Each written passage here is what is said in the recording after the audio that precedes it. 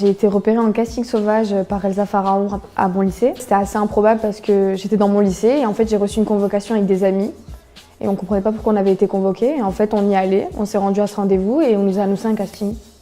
Et donc je me suis dit avec mes copines, on s'est dit pourquoi pas le faire, ça peut être une expérience. Et finalement ça a débouché sur un premier rôle dans un film d'Elsa Diringer. Je pensais peut-être t'embaucher en emploi aidé. Vous voulez m'embaucher? Moi? Ben! Mais il est charmé. Joyeux anniversaire.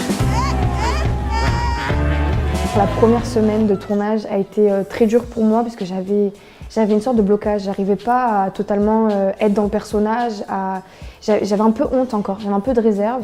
Et finalement, à force de discuter avec Elsa, d'avoir discuté aussi avec les autres acteurs, Muriel Ménard, ma productrice, ben finalement, d'un coup, je sais pas, j'ai été Luna en fait. Ça s'est fait tout seul. C'est vrai que le premier jour, c'était pas simple. J'imaginais pas du tout tomber dans le milieu du cinéma, pardon. J'imaginais pas du tout ça. Il y a rien qui me prédestinait à ça, quoi. Jusqu'à mon premier casting à mon lycée.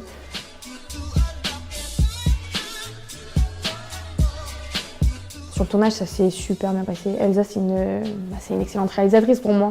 Elle est bienveillante et stricte à la fois. Et elle a su me guider, me rassurer, parce qu'elle savait que c'était mon premier rôle. Et elle a été très très bien avec moi, quoi.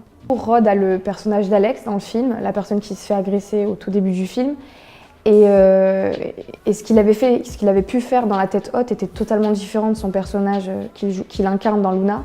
Donc finalement, on s'est aidés tous les deux, parce qu'il découvrait aussi un autre personnage qui était différent de ce qu'il avait pu faire. Donc on s'est aidés tous les deux. Lui, vu qu'il avait, comme vous avez dit, plus d'expérience, il a su me rassurer. Le feeling est directement passé avec Rod.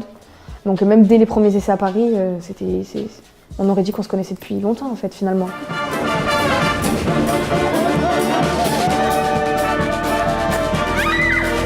Au début du film, on peut le dire, elle est détestable, Luna. Elle est détestable parce qu'elle suit ce groupe d'amis. En fait, elle n'est pas elle. En fait, sa personnalité est créée par rapport à ses amis au début du film. Mais c'est sûr que moi, ce que j'ai aimé jouer, c'est vraiment cette évolution qu'il y a dans le film. Parce que c'est vrai que si j'aurais dû jouer Luna du début jusqu'à la fin, ça aurait été un peu... elle aurait vraiment été détestable. Mais là, ce qui est beau, c'est son évolution. Ouais.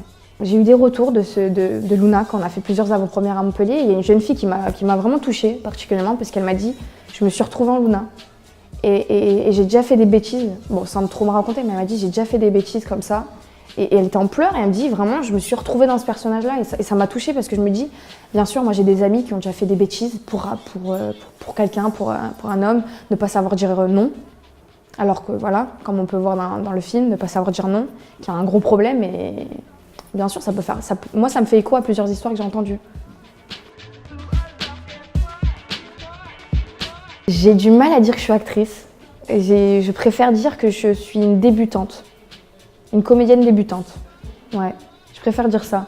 Parce que j'ai quand même eu un premier rôle, mais voilà, j'ai qu'une expérience. Mais ça m'a plu. Et ça me donne envie de continuer.